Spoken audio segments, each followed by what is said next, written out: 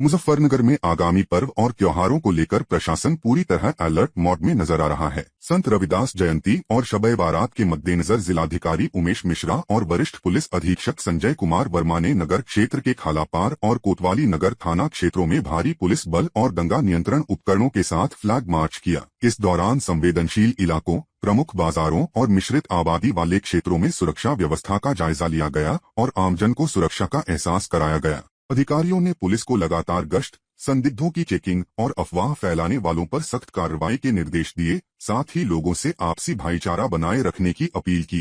आगामी त्योहारों के संबंध में अभी डीएम साहब और एडीएम साहब, एसपी सिटी और मेरे द्वारा जो है ये फ्लैग मार्च किया गया है। करीब 2 से 3 किलोमीटर का ये फ्लैग मार्च था। इसमें जो है सभी हमारे अधिकारी कर्मचारी, शहर के सारे कोतवाल, सारे सीओ सभी इसमें पार्टिसिपेट किए हैं और इसका उद्देश्य है त्योहारों को सकुशल संपन्न कराना तथा अराजक तत्वों के खिलाफ चिन्हीकरण करके कार्रवाई करना इसका उद्देश्य है। और इसी परिदृश्य में ये आज की ये जो फ्लैग मार्च किया गया है, फुट मार्च किया गया है और निश्चित तौर से सभी के लिए स्वास्थ्यवर्धक भी होता है ये और एक अच्छा मैसेज आता है कि पुलिस सक्रिय है और अपराधियों में एक भय का भाव रहता है तथा आम जनमानस में एक कॉन्फिडेंस पैदा होता है। इनपुट्स हमेशा हम तो आप देख रहे हो त्योहारों में हमेशा हम लोग करते हैं और निश्चित तौर से जो है कोई ऐसी इनपुट नहीं है जो कि अराजकता फैलाने या उस तरह की है। फिर भी ऐसे लोगों के खिलाफ कार्रवाई करने के लिए तमाम चीज़ें हमारे पास है। हम ऑपरेशन पहचान और एक्स ऐप के माध्यम से ऐसे अपराधियों की फीडिंग भी की जा रही है जो उनका चिन्हीकरण भी किया जा रहा है तथा इस संदर्भ में सख्त कार्रवाई ऐसे अपराधियों के खिलाफ की जाती है और की जाती रहेगी। सीसीटीवी कैमरे के आधार पर भी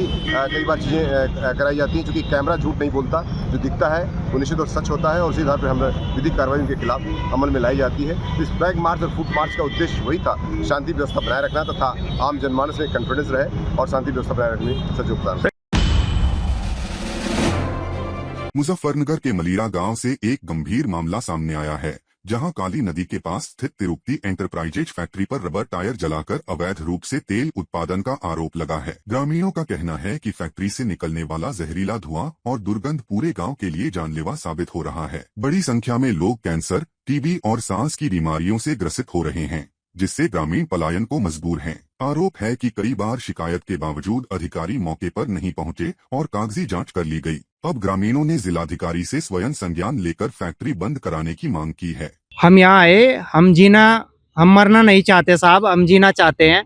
मलीरा में एक फैक्ट्री है जो टायरों का कार्बन निकालती है, जिससे लगातार वहाँ प्रदूषण हो रहा। गाँव में पेशेंट बढ़ते जा रहे, कैंसर के अभी 5-7 पेशेंट है और 2-4 की वहाँ मृत्यु भी होगी। त्वचा रोग, बहुत तरह तरह की वहाँ बीमारियाँ फैल रही हैं। लगातार मलीरा वासियों के खिलाफ, मलीरा वासी इसके खिलाफ आवाज उठा रहे। कई बार यहाँ अधिकारियों से मिल लिए परंतु अधिकारी नींद में है। अधिकारी वहाँ 1-2 बार गए भी, 1-2 दिन के लिए वो फैक्ट्री बंद हुई। उसके बाद मिठाइयाँ इनके पास समय से पहुँच गई और जिसके बाद वो 1-2 दिन बाद फैक्ट्री फिर से पुणे की तरह सुचारू हो गई। हम आज यहाँ डीएम साहब के पास आए और हमने अब ठोस इनसे कार्रवाई की मांग की और एक चेतावनी न दी कि अगर 6 तारीख तक कार्रवाई नहीं होती तो हम फैक्ट्री के बाहर अनिश्चितकालीन धरना देंगे। फर्रुखाबाद के पांचाल घाट गंगा तट पर माघी पूर्णिमा के पावन अवसर पर आस्था का सैलाब उमड़ पड़ा। 1 माह से बसे श्रीराम नगरिया मेले में रविवार सुबह से ही श्रद्धालु मां भागीरथी के निर्मल जल में पुण्य की डुबकी लगाते नजर आए। गंगा स्नान को लेकर श्रद्धालुओं में जबरदस्त उत्साह देखा गया। प्रशासन के मुताबिक सुबह 10 बजे तक 1 लाख से अधिक श्रद्धालु गंगा स्नान कर चुके थे। सुरक्षा व्यवस्था को देखते हुए पुलिस और प्रशासन पूरी तरह मुस्तैद रहा ताकि श्रद्धालु शांतिपूर्ण और सुरक्षित तरीके से स्नान कर सकें। माघी पूर्णिमा पर गंगा तट पर भक्ति, आस्था और श्रद्धा का अद्भुत नजारा देखने को मिला। बहुत अच्छे तरह से गंगा स्नान हुए। हम कई लोग हर पूर्णमासी पर आते हैं यहाँ तो माघी पूर्णिमा है। इस पे तो विशेष पर्व है और यहाँ पर लोग बहुत ही गंगा मैया के श्रद्धालु बहुत धूमधाम से स्नान करके पूजा पाठ करते हैं। कैसी भीड़ है? अच्छी भीड़ है, बहुत व्यवस्था बढ़िया है प्रशासन की, साफ सफाई और हर चीज़ बढ़िया है एकदम घाट पर। गंगा के स्नान माँ की कृपा से चले आए, माँ की कृपा से स्नान चल रहा 30 वर्ष हो गई और बहुत सुंदर व्यवस्था है। और सबसे बड़ी बात है प्रशासन बहुत व्यवस्था देख रहा है, कोई दिक्कत नहीं, साफ सफाई अच्छी है, बहुत सुंदर है।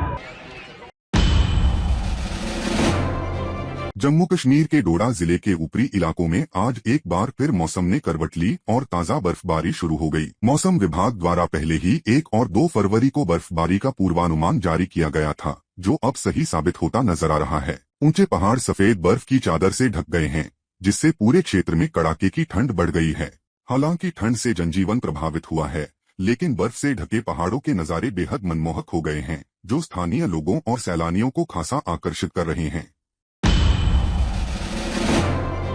केंद्रीय वित्त मंत्री निर्मला सीतारमण आज अपना 9वां आम बजट पेश कर रही हैं, जिस पर पूरे देश की निगाहें टिकी हुई हैं। बजट से आम जनता, निवेशकों और उद्योग जगत को बड़ी उम्मीदें हैं। लखनऊ में बजट प्रस्तुति के दौरान दर्जनों व्यापारी वित्त मंत्री का संबोधन ध्यानपूर्वक सुनते नजर आए। व्यापारियों का कहना है कि मौजूदा आर्थिक हालात में यह बजट देश की दिशा तय करने वाला साबित हो सकता है।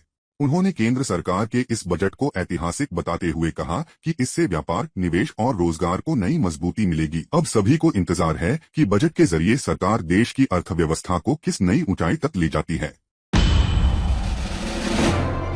देश की वित्त मंत्री निर्मला सीतारमण आज संसद में अपना 9वां केंद्रीय बजट पेश कर रही हैं, जिस पर आम लोगों से लेकर निवेशकों और उद्योग जगत की निगाहें टिकी हुई हैं। बजट पेश होने के दौरान दिल्ली स्थित बीजेपी मुख्यालय में भी माहौल खास नजर आया, जहां बीजेपी के राष्ट्रीय अध्यक्ष नितिन नवीन अन्य वरिष्ठ नेताओं के साथ बजट भाषण को ध्यानपूर्वक देखते दिखे। इस मौके पर बीजेपी की राष्ट्रीय प्रवक्ता शाजिया इल्मी, प्रवक्ता शहजाद पूनावाला समेत कई नेता मौजूद रहे। पार्टी नेताओं को उम्मीद है कि यह बजट देश की अर्थव्यवस्था को नई दिशा देगा और विकास को और गति मिलेगी। बड़ा अनाउंसमेंट है, 3 नए एम्स का, साथ हाई स्पीड कॉरिडोर का भी है। उसमें हम बिहार वालों को भी फ़ायदा हो गया है, तो ये बहुत खुशी की बात है। बजट पेश किया है निर्मला सीतारमण जी ने, 9वीं बार बजट पेश किया है। पहली महिला वित्त मंत्री हैं जो 9वीं बार बजट पेश कर रही हैं। देश में खुशी की लहर है। प्रधानमंत्री जी को और निर्मला सीतारमण जी को बहुत बधाई देते हैं। हमारे राष्ट्रीय अध्यक्ष नितिन नवीन जी के साथ बैठकर हम लोगों ने बजट सुना है। उनके अध्यक्ष बनने के बाद ये पहला बीजेपी सरकार का बजट है। बहुत तोहफे मिले हैं, 3 नए एम्स और बनेंगे, 7 जो हाई स्पीड कॉरिडोर बनेंगे, इंडस्ट्रियल कॉरिडोर के लिए अनाउंसमेंट किया है और कई चीज़ों की घोषणा इसमें हुई है। दवाओं पर भी जो जीवन रक्षक दवाएं उस पर छूट मिली है। इतनी अच्छे बजट पेश करने के लिए निर्मला सीतारमण जी को बहुत बधाई देते हैं।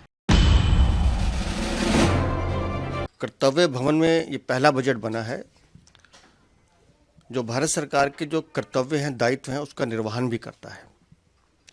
इस बजट में जहाँ युवाओं का ध्यान रखा गया है, वहीं इंफ्रा और मैन्युफैक्चरिंग यूनिट्स का ध्यान रखा गया है। नए रोजगार बढ़ाने पर ध्यान दिया गया है। रिलीजियस टूरिज्म की बात की है, गया से लेकर नॉर्थ ईस्ट तक, बुद्धिस्ट कॉरिडोर जिसकी बात की है।